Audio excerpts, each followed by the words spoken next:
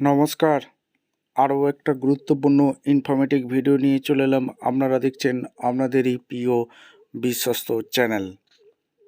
বন্ধুরা, 5 তারিখ ভোটমুখী বাজেট 2026-এ হতে চলেছে। ঠিক আছে, অর্থাৎ বাজেট অধিবেশন 2026-এ বিধানসভা ভোট এপ্রিলে আছে, তার আগেই বাজেট অধিবেশন হচ্ছে 5 তারিখ। ভোটের আগে মোটামুটি সবাই রাস্তায় আন্দোলনে আছে, অর্থাৎ রাজপথে সবাই আছে। আশাকর্মী শুরু থেকে আশাকর্মীরা আন্দোলন করছে রাজপথে, তারা তীব্র আন্দোলন করছে। ঠিক আছে, ভিআরপি, পার্শ্ব শিক্ষক, প্যারা টিচার তারাও আন্দোলনে আছে, ডেপুটেশন দিচ্ছে বিভিন্ন জায়গায়। আইসিডিএস কর্মীরা তারাও আন্দোলনে আছে, আইসিডিএস অঙ্গনওয়াড়ি কর্মীরা তারাও আন্দোলনে আছে, রাজপথে কালকেও বিক্ষোভ হয়েছে। সিভিক ভলেন্টিয়ারদের আপডেট, তারাও কিন্তু আন্দোলনের মধ্যে আছে। তারাও ওয়েলফেয়ার কমিটি তারাও ঘোষণা করেছে যে 18,000 টাকার দাবি তারাও জানিয়েছে। ঠিক আছে, এবার আইসিটি কম্পিউটার এসএসকে এমএসকে তারাও জানাচ্ছে।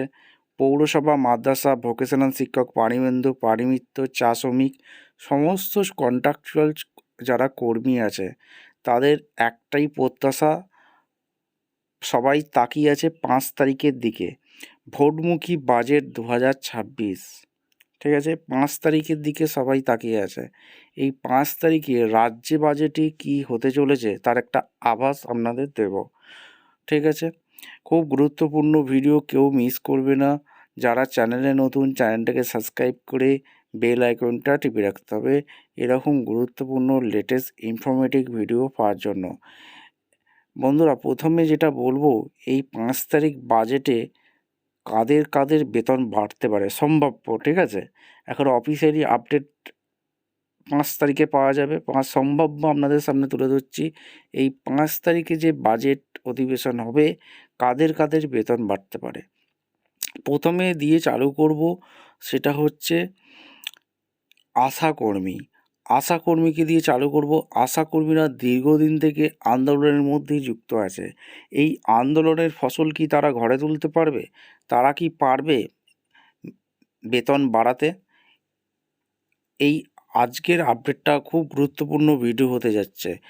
সম্প্রতি সিঙ্গুরের সভা থেকে 28 তারিখ মুখ্যমন্ত্রী একটা আশাকর্মী এবং আইসিডিএস অঙ্গনওয়াড়ি কর্মীদের একটা বার্তা অলরেডি দিয়েছে, যেটা কি, যে আশাকর্মী আইসিডিএসদের উদ্দেশ্যে বলেছেন তিনি যে আপনারা ধৈর্য ধরুন, অপেক্ষার ফল মেলে, অর্থাৎ ধৈর্য ধরতে বলছে, অপেক্ষার ফল কিন্তু মিলতে পারে।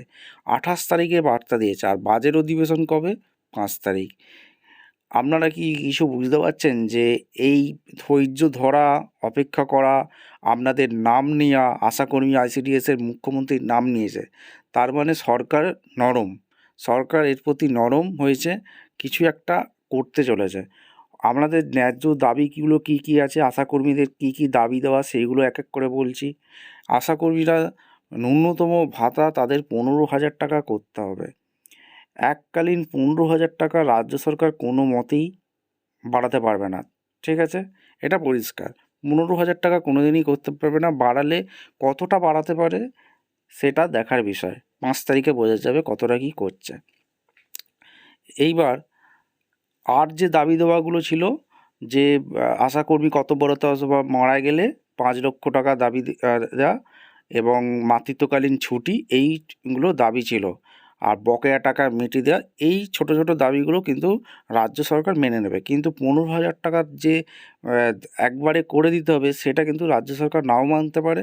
ঠিক আছে, কারণ বাজেটে এত হবে না, সবার জন্য করতে হবে। আর আশাকর্মীদের জন্য মিনিমাম কিছু হয়তো বাড়তে পারে। মুখ্যমন্ত্রী আজ যখন অপেক্ষা করতে বলেছে, তখন একটা কিছু হবে।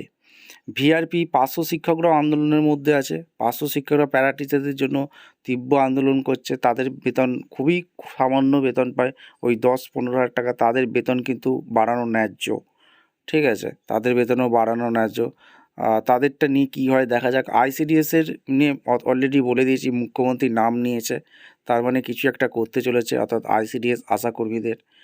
এবং সিভিক ভলেন্টিয়ারদের নিয়েও আপডেট আসছে, যে সিভিক ভলেন্টিয়াররা সব জায়গায় ডেপুটেশন দিয়েছে, সব জায়গায় কিছু করেছে। ওয়েলফেয়ার কমিটিতেও তারা ওয়েলফেয়ার কমিটি 18,000 টাকা ন্যূনতম দাবি দেওয়া করেছে।